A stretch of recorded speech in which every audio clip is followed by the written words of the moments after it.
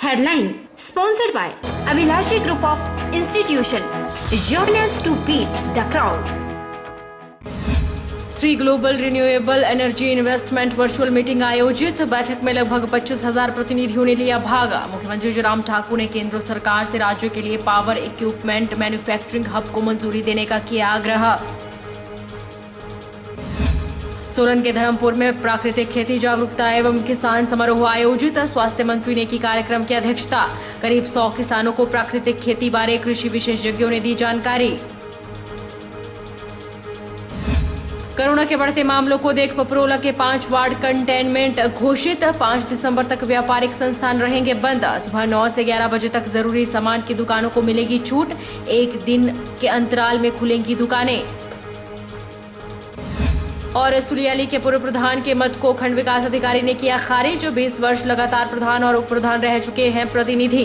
बोले अपनी हार को देख ओछी राजनीति कर रहे हैं कुछ राजनीतिक व्यक्ति। नमस्कार, आप देख रहे हैं एचपी 24x7। मैं हूं जनेशा चौहान। प्रदेश सरकार ने केंद्र सरकार से पावर ग्रिड कॉर्पोरेशन को राज्य के स्पीति क्षेत्र और चुनाव बेसिन से बिजली की निकासी के लिए प्रभावी योजना बनाने का आग्रह किया है।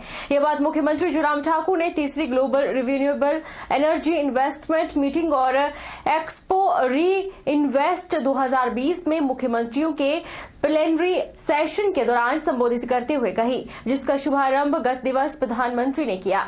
इस वर्चुअल आयोजन में पूरे विश्व के लगभग 25,000 प्रतिनिधियों ने भाग लिया। मुख्यमंत्री ने कहा कि प्रदेश सरकार ने राज्य के चिनाब बेसिन और स्पीति क्षेत्र में 6,000 मेगावाट नवीनीकरण ऊर्जा की क्षमता चिन्हित की है।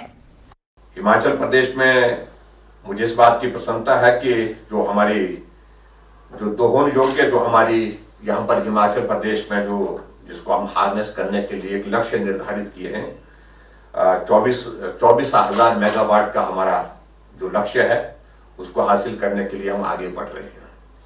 और मुझे इस बात की भी प्रसन्नता है कि अभी तक हमने लगभग 20,912 मेगावाट की योजनाओं का आवंटन हमने कर दिया है। और ये कहते हुए हमको प्रसन्नता होती है कि जहां हिमाचल प्रदेश बाकी राज्यों की तुलना में बहुत छोटा राज्य है, ऐसी परिस्थिति में अगर हाइड्रो सेक्टर में अगर काम की बात आए, हाइड्रो सेक्टर में अगर पूरे हमारे कंट्रीब्यूशन योगदान की अगर बात कहें, जहां पूरे देश भर में 45,000 मेगावाट हाइड्रो सेक्टर में जनरेशन होती है कुल मिलाकर के, और उसमें से 10,596 मेगावाट सिर्फ हिमाचल प्रदेश जो है वो अपना योगदान देता है। और उस दृष्टि से अभी भी हमारा आने वाले समय में जो लक्ष्य है उस लक्ष्य को आगे बढ़ाने के लिए हम तेज गति से हम काम करने की कोशिश कर रहे हैं। मंडी जिला में लोगों को मताधिकार को लेकर जागरूक करने और युवाओं को अपना वोट बनवाने को प्रेरित करने के मकसद से उपायुक्त ऋग्वेद ठाकुर ने जिला मुख्यालय से एक डेमोक्रेसी वैन को हरी झंडी दिखाकर रवाना किया। उपायुक्त ने कहा कि यह डेमोक्रेसी वैन जिला भर में घूमकर मतदाता सूची में संशोधन, नाम हटाने और जोड़ने, नई प्रविष्टियों को लेकर जागरूक करेगी। साथ ही जिला में पात्र युवा मतदाताओं का नाम मतदाता सूची में जोड़ने पर विशेष बल दिया जाएगा। आज यहाँ पर इलेक्शन कमीशन ऑफ इंडिया की डेमोक्रेसी वैन यहाँ पर फ्लैग ऑफ की है। ये हर साल की गतिविधि होती है जहाँ पर कि जो भी हमारे मतदाता है, ये विशेषतः लोकसभा और विधानसभा चुनाव के जितने मतदाता हैं उनको एनरोलमेंट करने के लिए, और उसके साथ ही जो युवा अभी 18 साल हुए हैं, जो कट ऑफ से अभी 18 साल होके अपना नाम वो पंजीकृत कर सकते हैं, उन लोगों के लिए उनको जागरूकता करने के लिए एक ये इलेक्शन कमीशन ऑफ इंडिया की इनिशिएटिव होती है। उसी इनिशिएटिव के तहत आज एक डेमोक्रेसी वैन यहाँ से हमने फ्लैग ऑफ किया है, जो पूरे ज़िला मंडी में सभी जगह पर जाएगी। और जो युवा हैं जो अभी 18 साल हुए उनको भी एनरोल करने के लिए आग्रह करेगी। साथ ही साथ अगर किसी और के कोई चेंजेस हैं, किसी की अगर शिफ्ट हुई है, क्योंकि कंटिन्यूस अपडेशन होती है, हर साल होती है इलेक्शन कमीशन की, और इस अभियान को आज जो है हरी झंडी यहाँ से जिला मुख्यालय से दी है। ये वैन हमारी सभी जगह पर जाकर लोगों को जागरूक करती है। सोलन के धर्मपुर में प्राकृतिक खेती जागरूकता एवं किसान समारोह आयोजित किया गया। कार्यक्रम की अध्यक्षता स्वास्थ्य मंत्री डॉक्टर राजीव सैजल ने की। इस दौरान कृषि विभाग द्वारा प्रदर्शनी का आयोजन भी किया गया, जिसमें किसानों को नवीनतम तकनीकी कृषि उपकरणों की जानकारी दी गई। इस दौरान जिला के करीब 100 किसानों को प्राकृतिक खेती बारे कृषि विशेषज्ञों ने जानकारी दी। स्वास्थ्य मंत्री ने प्रगतिशील किसानों को प्राकृतिक खेती में उत्कृष्ट कार्य करने के लिए सम्मानित किया। इस दौरान स्वास्थ्य मंत्री डॉक्टर राजीव सैजल ने कहा कि प्राकृतिक खेती से जहां एक और पर्यावरण प्रदूषित होने से बचता है, वहीं प्राकृतिक खेती सेहत के लिए बेहद लाभकारी है। मंत्री ने कहा कि प्राकृतिक खेती को बढ़ावा देने के लिए प्रदेश सरकार अनुदान भी दे रही है और प्रदेश सरकार आने वाले वर्ष 2022 तक सभी किसानों को प्राकृतिक खेती के साथ जोड़ने के लिए प्रयासरत है। किसान मेले का आयोजन जो है आज यहाँ किया गया है और ये जिला स्तरीय कार्यक्रम है और एक और आयाम जो है वो कृषि के साथ हिमाचल प्रदेश में जुड़ा है और वो प्राकृतिक कृषि का जो है वो आयाम है। अब अभी तक जो कृषि जिस तरह से आगे बढ़ रही थी, तो उस कृषि से थोड़ा हट करके हम कह रहे हैं कि विष मुक्त कृषि को जो है हमको प्रोत्साहन देना है। पेस्टिसाइड्स और फर्टिलाइजर्स और वीडिसाइड्स, इस प्रकार इनका जो है वो कम प्रयोग करके जो भी खाद्य वस्तु हमको मिले खेत से, तो वो जो है विषमुक्त हो। अब लोगों ने इसमें नए एक्सपेरिमेंट भी जो है करना शुरू किया है। वहीं किसानों ने भी इस मेले को लाभकारी बताते हुए कहा कि मेले से उन्हें कृषि की नवीनतम तकनीकी के बारे में पता चला है। इस मेले के माध्यम से नए कृषि उपकरणों की जानकारी उन्हें मिली है और उन्हें प्राकृतिक खेती को भी लाभदायक बताया। तो लोग जो है ज़्यादातर प्राकृतिक खेती की तरफ जो है वो झुकाव हो रहा है। वहाँ पर जो है वो पशुओं की खाद जो है उनके मल से जो है वो खाद बना के बहुत ज़्यादा जो है यूज़ कर रहे हैं अपने खेतों में और उससे जो है कुछ एक लोगों को काफ़ी फ़ायदा हो रहा है। और ये जो यहाँ धर्मपुर में किसान मेला लगा रखा हुआ है कृषि के उपलक्ष्य में, तो ये लोगों के लिए काफ़ी जानकारी हासिल हो रही है इसमें और काफ़ी अच्छी स्कीम्स जो है वो सरकार ने यहाँ पर जो है वो जो बताया जा रहा है उससे अवगत करवाया जा रहा है लोगों को। मैं प्राकृतिक खेती हमारे जो है वो हो रही है और हमें उससे बड़ा फ़ायदा हुआ है।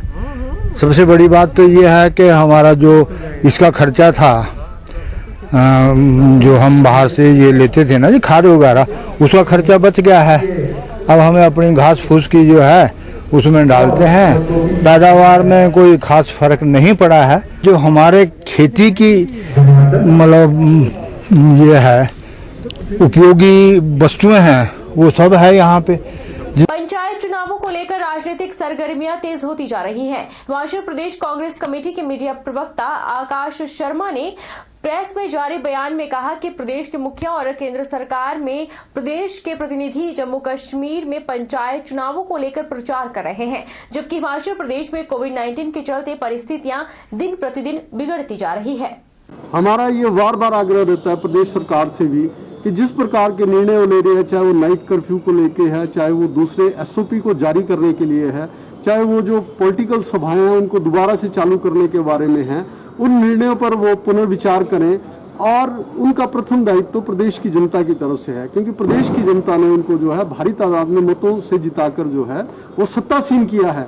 आज प्रदेश को छोड़कर हिमाचल प्रदेश जो पहले कोरोना फ्री हो रहा था और आज पूरे इंडिया में जो है कोरोना के नंबर 1 पे हॉटस्पॉट बना हुआ है और माननीय मुखिया जी का गृह जिला जो है वो नंबर 1 पे है, राजधानी शिमला नंबर 1 पे है।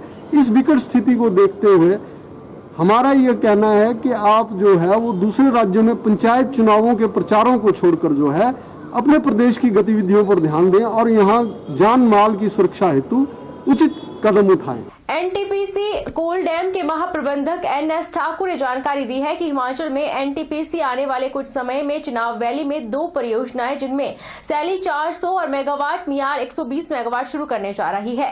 राज्य सरकार से इसका अनुबंध होने वाला है, उसके बाद यह कार्य शुरू होगा।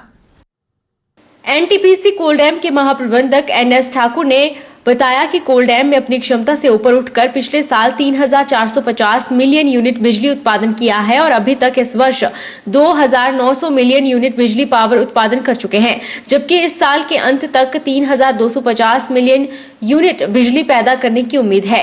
उन्होंने बताया कि एनटीपीसी ने पूरे देश में 290 बिलियन यूनिट बिजली उत्पादन किया है। हालांकि पूरे भारतवर्ष में 1,380 बिलियन यूनिट उत्पादन हुआ है, जिसका 22 से 23% उत्पादन एनटीपीसी का योगदान रहा है। उन्होंने बताया कि कोविड-19 महामारी के दौरान प्रधानमंत्री के द्वारा एडवाइजरी जारी की गई थी। कोल डैम ने देश की ग्रिड को सपोर्ट किया है और प्रधानमंत्री की अपेक्षा पर भी खरी उतरी है। एन.एस. ठाकुर ने बताया कि पर्यावरण रक्षा के लिए काफी कारगर कदम उठाए गए हैं और आने वाले समय में एनटीपीसी अपने कोयले से चलने वाली योजनाओं की अपेक्षा सोलर और हाइड्रो से चलाने परियोजनाओं की प्रतिशतता बढ़ाने लगी है, जो कि निश्चित रूप में पर्यावरण के लिए कारगर सिद्ध होगी। जहाँ तक हाइड्रो की और रिन्यूएबल एनर्जी की जो फ्यूचर संभावनाओं की बात है, उसमें मैं बताना चाहूँगा कि पेरिस कन्वेंशन के परिप्रेक्ष्य में देश ने यह डिसाइड किया है कि हम जो है अपने कार्बन फुटप्रिंट को 2032 तक जो है काफ़ी कम कर देंगे, 20% करीब हम कम करेंगे। और उसके लिए जो है कोयले से चलने वाली परियोजनाओं के बदले जो है हम जो है सोलर, रिन्यूएबल और हाइड्रो की परियोजनाएं जो कि पर्यावरण के लिए लाभदायक हैं, उन पर जो है हम जो है अधिक जोर देंगे। अभी जो है चिनाब वैली में लाहौल एंड स्पीति जिले में 2 परियोजनाएं, एक सेली है जो 400 मेगावाट की है और मियार जो है 120 मेगावाट की है। इन पर हमारा राज्य सरकार से हमारा अनुबंध होने वाला है। रुकेंगे एक छोटे से ब्रेक के लिए, ब्रेक के उस पार फौरन लौटेंगे।